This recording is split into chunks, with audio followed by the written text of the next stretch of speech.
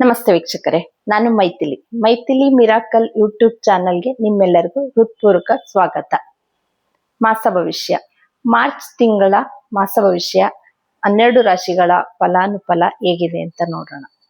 ಮೊದಲಿಗೆ ಮೇಷರಾಶಿ. ಮೇಷರಾಶಿಯವರಿಗೆ ಹೇಗಪ್ಪ ಇದೆ ಅಂದ್ರೆ, ರಾಶಾಧಿಪತಿ ಕುಜನು 11ನೇ ಮನೆಯಲ್ಲಿ ಇರೋದ್ರಿಂದ ಮೇಷರಾಶಿಯವರಿಗೆ ಸ್ವಲ್ಪ ಮಟ್ಟಿಗೆ ತಕ್ಕ ಮಟ್ಟಿಗೆ ಚೆನ್ನಾಗಿದೆ ಅಂತಾನೆ ಹೇಳ್ಬೋದು. ರಾಶಾಧಿಪತಿ ಕುಜ 11ನೇ ಮನೆಯಲ್ಲಿ ಇರೋದ್ರಿಂದ. ಆದ್ರೆ 2ನೇ ಮನೆ ಧನಸ್ಥಾನಾಧಿಪತಿ 12ನೇ ಮನೆಯಲ್ಲಿ ಇರೋದ್ರಿಂದ ಶುಕ್ರ ಏನಪ್ಪಾ ಅಂದ್ರೆ ಅತಿ ಖರ್ಚು ಅಂದ್ರೆ ಅನ್ಎಕ್ಸ್ಪೆಕ್ಟೆಡ್ ಆಗಿ ನಿಮ್ಗೆ ಖರ್ಚುಗಳು, ಒಂದು ಹಾಸ್ಪಿಟಲ್ದೋ ಒಂದು ಮನೆಗೋ ಒಂದು ಏನೋ ಒಂದು ನೀವು ಎಕ್ಸ್ಪೆಕ್ಟೇ ಮಾಡಿರಲ್ಲ ಖರ್ಚುಗಳು ಸಡನ್ ಆಗಿ ಬರ್ತಾ ಇರುತ್ತೆ. ಯಾಕೆಂದ್ರೆ 2ನೇ ಮನೆ ಅಧಿಪತಿ ಶುಕ್ರ ಬಂದು ನಿಮ್ಗೆ 12ನೇ ಮನೆಯಲ್ಲಿ ಕೂತ್ಕೊಂಡಾಗ ಸಡನ್ ಖರ್ಚುಗಳು ಜಾಸ್ತಿ ಆಗ್ತಾ ಇರುತ್ತೆ.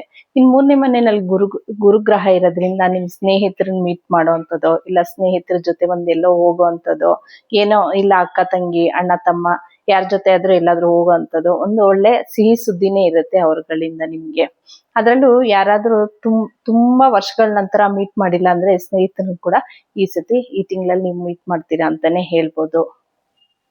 ಇನ್ 4ನೇ ಮನೆಯಲ್ಲಿ ಕೇತು ಇರೋದ್ರಿಂದ ಸ್ವಲ್ಪ ಏನಪ್ಪಾ ಅಂತಂದ್ರೆ 5ನೇ ಮನೆಯಲ್ಲಿ ಕೇತು ಇರೋದ್ರಿಂದ ಮೇಷರಾಶಿ ಮಕ್ಳುಗಳು ಸ್ವಲ್ಪ ಓದೋದ್ರಲ್ಲಿ ಆಸಕ್ತಿ ಕಮ್ಮಿ ಇರ್ತಾರೆ. ಅದ್ರಲ್ಲೂ ಏನಾದ್ರೂ ನಿಮ್ಗೆ ಕೇತು ದಶೆನೇ ನಡೀತಾ ಇದ್ರೆ ನಿಮ್ ಮಕ್ಳು ಒಂದ್ ಸ್ವಲ್ಪ ಒಂದು 10th PUC ಈ ತರ ಏನಾದ್ರೂ ಇತ್ತು ಅಂದ್ರೆ ಸ್ವಲ್ಪ ಅವ್ರ ಗಮನನೇ ಬೇರೆ ಕಡೆ ಹೋಗುವಂಥದ್ದು ಇರುತ್ತೆ. ನೀವು ಆದಷ್ಟು ಮಕ್ಳ ಬಗ್ಗೆ ಗಮನ ಕೊಡ್ಬೇಕಾಗತ್ತೆ. ಯಾಕೆಂದ್ರೆ ಕೇತು ಬಂದು ಮಕ್ಳ ಮೈಂಡ್ ನ ಸ್ವಲ್ಪ ಚೇಂಜ್ ಮಾಡ್ತಾನೆ, ಒಂದು ಕೆಟ್ಟ ವ್ಯಸನಗಳ ಕಡೆ ಹೋಗುವಂಥದ್ದು, ಒಂದು ಕೆಟ್ಟ ದಾರಿ ತುಳಿಯುವಂಥದ್ದು. ಅದು ಕೇತು ದಶೆ ನಡೀತಾ ಇದ್ರೆ ಮಾತ್ರ. ಕೇತು ದಶೆ ನಡೀತಾ ಇಲ್ಲ ಅಂದ್ರೆ ಏನ್ ಚಿಂತೆ ಮಾಡೋ ಅವಶ್ಯಕತೆ ಇಲ್ಲ.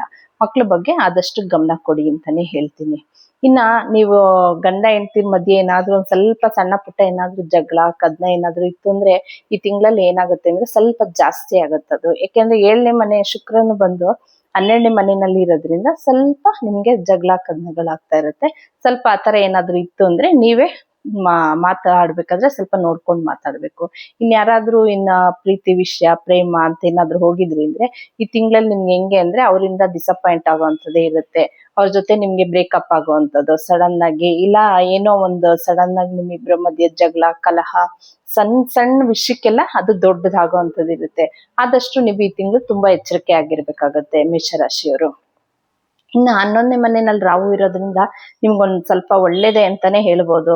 ಯಾಕೆಂತಂದ್ರೆ ನಿಮ್ಗೆ ರಾಶಿಯಾಧಿಪತಿ ಕುಜನು ಬಂದು 11ರಲ್ಲೇ ಇದ್ದಾನೆ. ಅದರಿಂದ ಸ್ವಲ್ಪ ರಾಶಿಯಾಧಿಪತಿನೂ 11ನೇ ಮನೆಯಲ್ಲೇ ಇರೋದು, ರಾಹುನು 11ನೇ ಮನೆಯಲ್ಲಿ ಇರೋದು ಪರವಾಗಿಲ್ಲ. ಆದ್ರೆ ಹಣಕಾಸಿಂದಂತೂ ನಿಮ್ಗೆ ಈ ತಿಂಗಳಲ್ಲಿ ನೀವು ಎಕ್ಸ್ಪೆಕ್ಟೇಷನ್ ಮಾಡ್ಕೊಂಡಿರೋ ಅಷ್ಟು ಯಾವುದೇ ರೀತಿಯಾದ ಹಣಕಾಸು ಬರೋದಿಲ್ಲ ಈ ತಿಂಗಳು. ಯಾವ್ದಾದ್ರು ಹಳೇದ್ ಬರುತ್ತೆ, ಇಲ್ಲ ಈ ತಿಂಗಳು ಸಂಬಳ ಡಿಲೇ ಆಗುವಂಥದ್ದು ಏನೋ ಒಂದು ಈ ತಿಂಗಳಲ್ಲಿ ಸ್ವಲ್ಪ ನಿಮ್ಗೆ ಟೈಟ್ ಆಗಿ ಫೈನಾನ್ಷಿಯಲಿ ಸ್ವಲ್ಪ ಟೈಟ್ ಇರುತ್ತೆ ಅಂತಾನೆ ಹೇಳ್ಬೋದು. ಇನ್ನು ಮೇಷರಾಶಿಯವರು ನೀವೇನಪ್ಪ ಪರಿಹಾರ ಮಾಡ್ಕೊಬೇಕು ಅಂದ್ರೆ ಶುಕ್ರನ ಆದಷ್ಟು ಆರಾಧನೆ ಮಾಡಿ. ಏನ್ ಮಾಡ್ಬೇಕು ಅಂತಂದ್ರೆ ಮನೆಯಲ್ಲೇ ಅರ್ಚನೆ ಮಾಡೋವಂಥದ್ದು, ಇಲ್ಲ ಮನೆಯಲ್ಲೇ ಇರೋಂತ ವಿಗ್ರಹಕ್ಕೆ ನೀವೊಂದು ತಾವರೆ ಹೂವ ಇಟ್ಟು ಪೂಜೆ ಮಾಡೋವಂಥದ್ದು, ಇಲ್ಲ ಒಂದು ಅವರೆಕಾಳಿಂದ ಮಾಡಿದಂತ ಪದಾರ್ಥನ ದೇವ್ರ ಮುಂದೆ ಇಡೋಂಥದ್ದು, ಈ ತರ ಏನಾದ್ರು ಮಾಡ್ಕೊಂಡ್ ಬಂದಾಗ ಆದಷ್ಟು ನಿಮ್ಗೆ ಪರಿಹಾರ ಸಿಗುತ್ತೆ. ಇದಿಷ್ಟು ಮೇಷರಾಶಿಯವರ ಮಾಸ ಭವಿಷ್ಯ.